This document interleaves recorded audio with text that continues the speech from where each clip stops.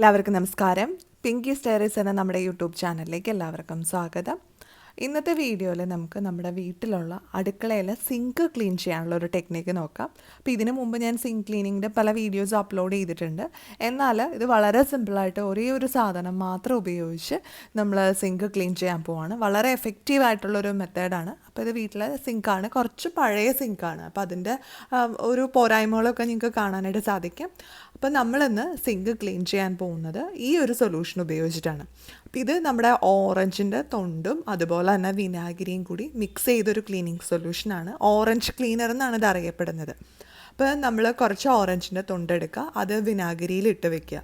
ഒരു 2 ആഴ്ച അല്ലെങ്കിൽ ഒരു 3 ആഴ്ചയൊക്കെ ഇങ്ങനെ വെക്കുകയാണെങ്കിൽ നല്ല ഉഗ്രൻ ക്ലീനിങ് സൊല്യൂഷൻ നമുക്ക് റെഡിയാക്കി എടുക്കാനായിട്ട് സാധിക്കും. അങ്ങനെ ഞാൻ തയ്യാറാക്കിയെടുത്ത ക്ലീനിങ് സൊല്യൂഷനാണിത്. ഇത് വളരെ കുറച്ച് മാത്രമേ നമുക്ക് ആവശ്യമുള്ളൂ സിങ്ക് ക്ലീൻ ചെയ്യാനായിട്ട്. അപ്പോൾ ആ ക്ലീനിങ് സൊല്യൂഷൻ കുറച്ച് ഞാനൊരു പാത്രത്തിലേക്ക് എടുത്തിട്ടുണ്ട്. എന്നിട്ട് ബാക്കിയുള്ളത് അങ്ങനെ തന്നെ വെക്കുക. എന്നിട്ട് ഈ ഒരു സൊല്യൂഷൻ ഉപയോഗിച്ചിട്ടാണ് നമ്മളിന്ന് ക്ലീൻ ചെയ്യാനായിട്ട് പോകുന്നത്. നമ്മളെല്ലാവരും തന്നെ വീട്ടിലെ സിങ്ക് നിത്യവും വൃത്തിയാക്കി ഇടാറുണ്ട്. പക്ഷേ പലപ്പോഴും അതിലെന്തെങ്കിലും അഴുക്കുകളൊക്കെ പിടിച്ച പോലെ അല്ലെങ്കിൽ കറകൾ പിടിച്ച പോലെയൊക്കെ ഇരിക്കാറുണ്ട്. അല്ലെങ്കിൽ അതിൻ്റെ ഒരു നാച്ചുറൽ ആയിട്ടുള്ള ഒരു തിളക്കമൊന്നും കിട്ടാറില്ല.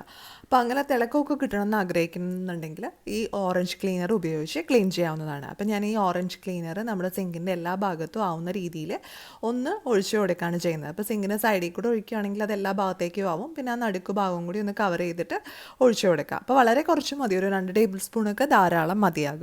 അപ്പോൾ ഓറഞ്ച് ക്ലീനർ നമ്മൾ സിങ്ക് ക്ലീൻ ചെയ്യുമ്പോൾ ഡൈലൂട്ടൊന്നും ചെയ്യേണ്ട. അല്ല നമ്മൾ കൗണ്ടർ ടോപ്പ് അല്ലെങ്കിൽ വേറെ എവിടെയെങ്കിലുമൊക്കെയാണ് ക്ലീൻ ചെയ്യുന്നതെങ്കിൽ ഓറഞ്ച് ക്ലീനറും വെള്ളവും കൂടി മിക്സ് ചെയ്തിട്ട് വേണം ക്ലീനിങ്ങിന് വേണ്ടിയിട്ട് ഉപയോഗിക്കാനായിട്ട്. സിങ്ക് ക്ലീൻ ചെയ്യുമ്പോൾ നമുക്ക് ഡയറക്റ്റായിട്ട് ഉപയോഗിക്കാവുന്നതാണ്.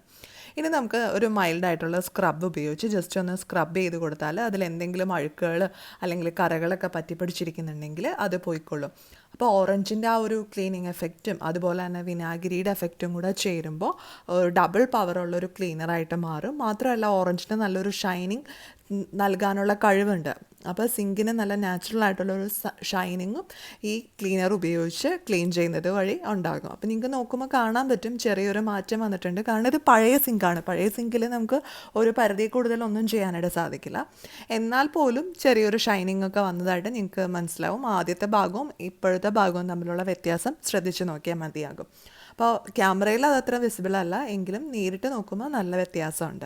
അപ്പോൾ നിങ്ങളുടെ വീട്ടിൽ എത്ര പഴയ സിങ്കാണ് അല്ലെങ്കിൽ എത്ര പുതിയ സിങ്കാണെങ്കിലും ഈ ഒരു ഓറഞ്ച് ക്ലീനർ ഉണ്ടെങ്കിൽ ഇത് ഉപയോഗിച്ച് ക്ലീൻ ചെയ്യുകയാണെങ്കിൽ സിങ്ക് നന്നായിട്ട് അഴുക്കുകളൊക്കെ പോയി വെട്ടി തിളങ്ങുന്നത് കാണാനായിട്ട് സാധിക്കും.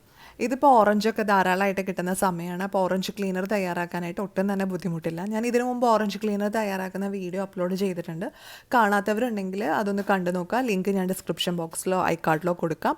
അപ്പോൾ എല്ലാവർക്കും ഈ ഓറഞ്ച് ക്ലീനർ ഒന്ന് തയ്യാറാക്കി വെക്കുക. എന്നിട്ട് അത് ക്ലീനിങ്ങിന് വേണ്ടി ഉപയോഗിക്കുക. വളരെ എഫക്റ്റീവാണ്. അതുപോലെ തന്നെ അധികം ചിലവ് ഇല്ലാതാനും.